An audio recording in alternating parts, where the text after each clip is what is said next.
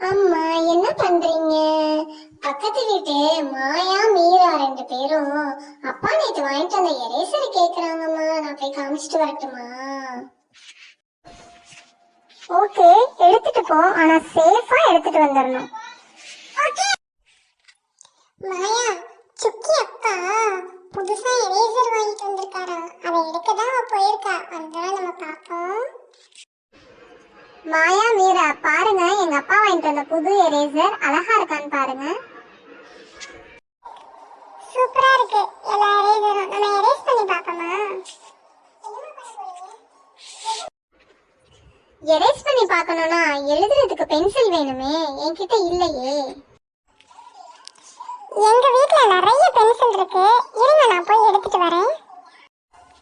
உங்க அம்மாட்ட சொன்னியா மீரா? சொல்லி எடுத்துட்டு வந்தியா, சொல்லாம எடுத்துட்டு வந்தியா?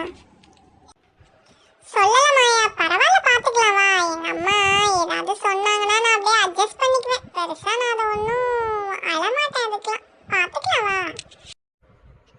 அது ரொம்ப தப்பு இல்லையா மீரா? அம்மா அப்பா கிட்ட சொல்லாம நம்ம எதையுமே எடுத்துட்டு வரக்கூடாது இல்லையா? நம்ம அம்மா அப்பா தானே நமக்கு வாங்கி தராங்க, அவங்க சொல்றதானே நம்ம கேட்கணும்.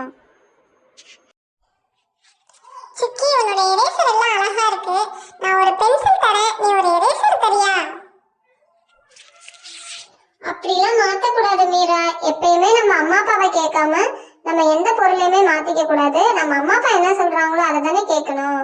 அதனால எனக்கு வேணாம் மீரா, நான் வீட்டுக்கு போறேன். பாய்.